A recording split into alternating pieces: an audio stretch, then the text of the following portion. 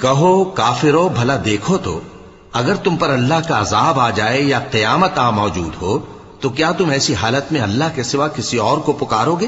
اگر سچے ہو تو بتاؤ۔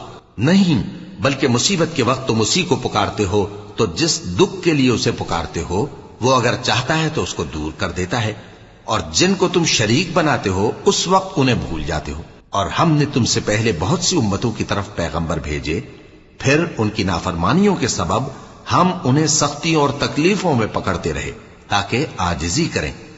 تو جب ان پر ہمارا عذاب آتا رہا وہ کیوں نہیں عاجزی کرتے رہے؟